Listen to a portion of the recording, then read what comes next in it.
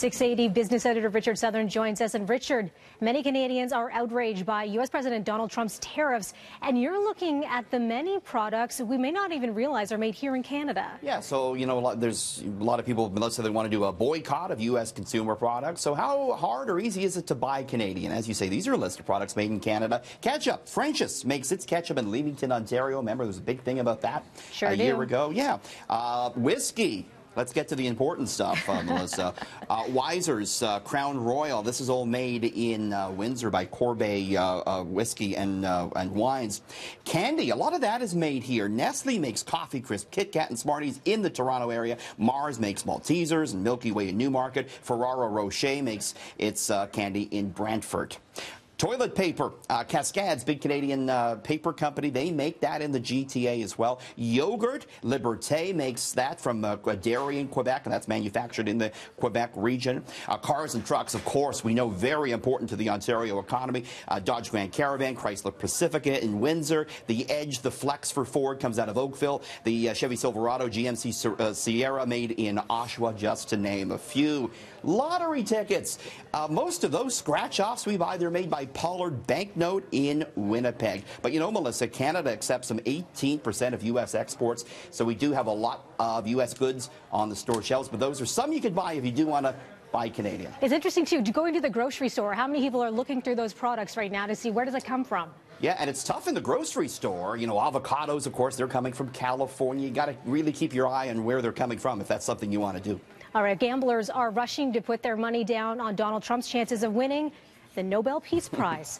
After his summit with North Korean leader Kim Jong-un, is it going to happen? Well, the odds went way down after this handshake. Trump's odds now at Ladbrokes, the big UK betting house, 6-4. That's odds on. I mean, you have to bet $6 to win 4.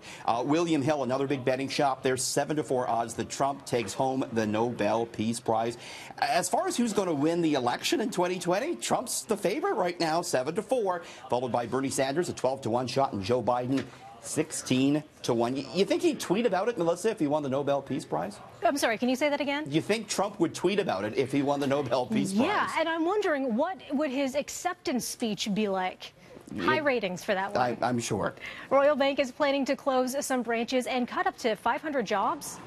Yeah, RBC says it plans to reduce the total square footage of its branch network by 20% over the next 5 years, a move that it says will put 400 to 500 workers out of a job. Royal is doing this, and a lot of banks are reducing their branch network because more people are doing banking online, on their mobile apps, on their computer, and not visiting a bank as much.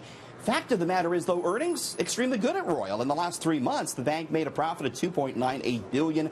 So some people are still taken aback when they make that much money, and yet they announce job cuts. But there you go, Melissa. Thanks for that one. And cannabis stocks, they were smoking hot on Bay Street after the House of Commons accepted most, but not all, of the Senate amendments to the bill that will legalize marijuana. That's right. The Trudeau Liberals, they're fighting some of those Senate amendments to the bill. Among the things they're fighting is the Senate plan to give the provinces the power to ban home cultivation.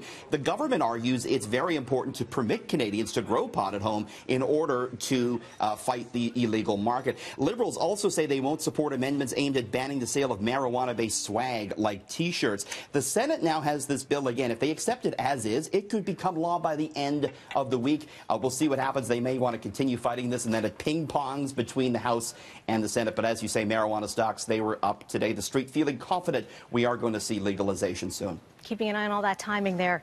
Okay, so we're in a busy newsroom right now. Everyone is hard at work, but they could just stop it all right now because research finds that being a slacker at work can actually make you better at your job. So take a break, everybody. All right. Well, Talbot already is. He doesn't need to hear this. But, you know, for the rest of us, this is good news.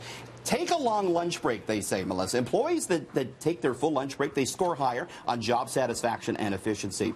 Decline some meeting invites. Attending too many meetings can directly impact your work satisfaction. Maybe think about adopting a work uniform. Wearing repeat outfits can simplify your day. Works for the likes of Mark Zuckerberg. Totally. Scroll through social media. It gives your brain a rest. They say it can build career bridges. Just make sure you're not violating any work policies. And I love this last one, Melissa. Turn up the tunes. Workers who listen to music finish their tasks faster and better than those who didn't. Pump the jams. They say you got to listen to the right music. Anything too complex won't help you work. Whistle while you work, I guess.